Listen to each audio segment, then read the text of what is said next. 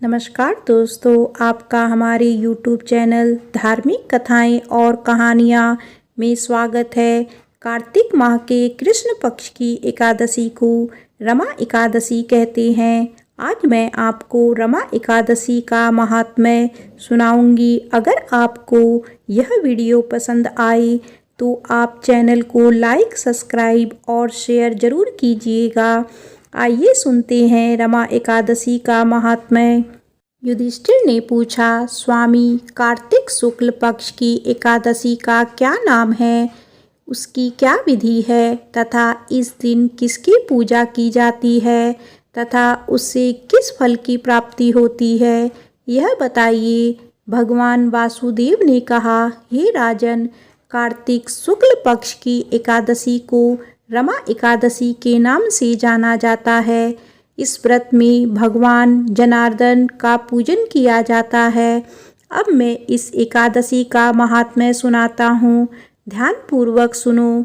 राजन, इस व्रत को विधि पूर्वक करना चाहिए। यह सब पापों को हरने वाले उत्तम तिथि है। समस्त संसार के अधिष्ठाता भगवान नारायण इस तिथि के देवता हैं। संपूर्ण संसार में इसके समान कोई तिथि नहीं है, व्रत नहीं है। हे राजन, इसकी सुंदर कथा जो पुराणों में कही है उसे सुनिए।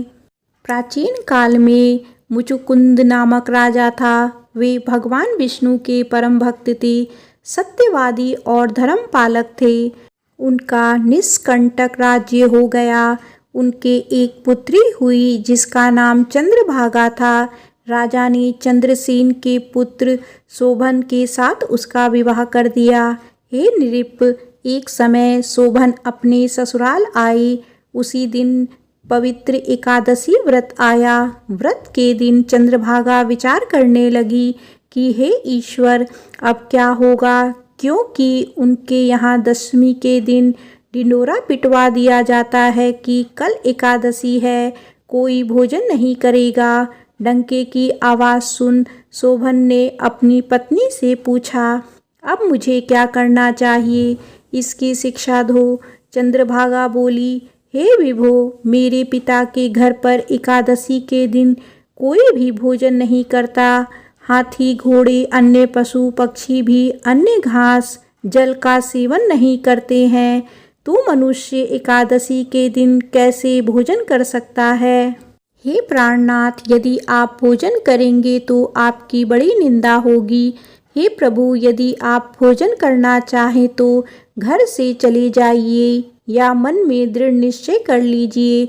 शोभन बोला, तुमने सत्य कहा है, मैं व्रत करूँगा। जैसी प्रभु कृपा होगी वैसा ही होगा। ऐसा विचार कर शोभन ने यह व्रत किया। भूख प्यास से शरीर पीड़ित होने लगा। वह बहुत दुखी हुआ। भूख से व्याकुल होते सूर्यास्त हो गया। रात्रि जागरण हर्ष को बढ़ाने वाली थी, परंतु शोभन के लिए वह रात्रि अत्यधिक कष्टदायक थी। सूर्योदय होते ही शोभन की मृत्यु हो गई। राजा मुचुकुंद के सामान के साथ चंदन की लकड़ी से दाह संस्कार कराया। चंद्रभागा अपने पिता के घर पर निवास करने लगी। हे नृपश्रेष्ठ, रमा एकादशी के पुण्य के कारण शोभन को मंदराचल के शिखर पर बसे अत्यंत रमणीक देवपुर प्राप्त हुआ। वहाँ शोभन कुबेर के समान शोभा पाने लगे। राजा मुचुकुंद के नगर में सोम शर्मा नामक एक ब्राह्मण रहते थे। वे घूमते हुए मदरांचल पर्वत पर गए। वहाँ उन्हें शोभन दिखाई दिए। राजा का दामाद जानकर वे उनके समीप गए। शोभन ने ब्राह्मण को पहचान कर शीघ्र हो आसन से उतरकर उनका सम्मान किया। उसके पश्चात शोभन ने अपने सुर पत्नी चंद्रभागा तथा समस्त नगरवासियों की कुशलता पूछी। सोम शर्मा ने कहा, राजन, वहाँ सब कुशल है। यह तो अद्भुत नगर है। इस पर आप किस पुण्य कर्म के प्रभाव से आपको इस लोक पे स्थान प्राप्त हुआ है? शोभन बोली, दिवेजेंद्र, कार्तिक कृष्ण पक्ष की रमा नामक एकादशी का व्रत होता है। उसी के पूर्ण प्रभाव के कारण मैं इस लोक की प्राप्ति हुई। हे ब्राह्मण देवता, मैंने श्रद्धाहीन होकर इस उत्तम व्रत को किया था, इसीलिए मैं ऐसा मानता हूँ कि यह नगर सदा स्थिर रहने वाला नहीं है। आप मेरी पत्नी चंद्रभागा से कहिए। शोभन की बात सुन सोम शर्मा ब्राह्मण गए और उन्होंने सारी बात चंद्रभागा को बताई। ब्राह्मण का वृतांत सुन चंद्रभागा बोली, हे ब्राह्मण देवता, ये सारा वृतांत स्वप्न है अथवा वास्तविक? हे पुत्री, मैंने तुम्हारे पति शोभन को अपनी आंखों से देखा है और स्वर्ग की भांति सुशोभित लोक भी देखा है। उसने उसको अस्थाई बतलाया है, उसके अटल होने का उपाय करो। चंद्रभागा बोली, मुझे वहाँ ले चलिए, मैं पति दर्शन को व्याकुल हूँ, मुझे वहाँ ले चलिए। मैं अपने एकादशी व्रत के पूर्ण प्रभाव के कारण उस लोक को स्थायी बना दूंगी।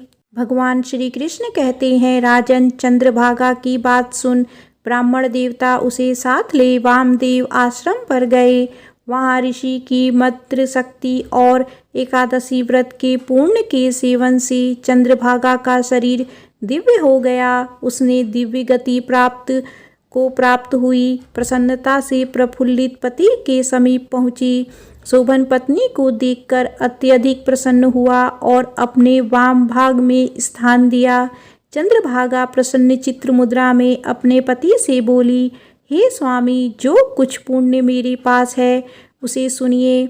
मैं जब 8 वर्ष की थी तभी से एकादशी व्रत विधिवत किए हैं। उस पुण्य के प्रभाव से तुम्हारा यह नगर कल्प के अंत तक स्थिर रहेगा तथा सभी प्रकार के वैभव स्थिर होंगे। हे नृप, हे श्रेष्ठ, रमा एकादशी के पूर्ण प्रभाव से चंद्रभागा अपने पति के साथ रूप होकर सुख भोगने लगी। हे राजन, मैंने तुम्हारे समीप कही है, यह एकादशी कामधेनु गाय के तुल्य है, सब मनोरथों को पूर्ण करने वाली है। हे नृपते, जो उत्तम मनुष्य इस व्रत को करते हैं और जो दोनों पक्षों की एकादशी करते हैं, वह सब पापों से मुक्त हो भगवान श्री विष्णु के लोक में निवास करते हैं। दोनों पक्षों की एकादशी समान फलदायी है। जैसे सफ़ेद और काली गाय का दूध एक सा होता है, उसी प्रकार दोनों एकादशियाँ एक समान होती हैं। जो उत्तम मनुष्य इस व्रत को करते हैं और जो दोनों पक्षों की एकादशी करते हैं, वह सब पापों से मुक्त हो भगवान श्री विष्णु के लोक में निवास करते हैं। बोलिए ओम विष्णु देवाय नमः।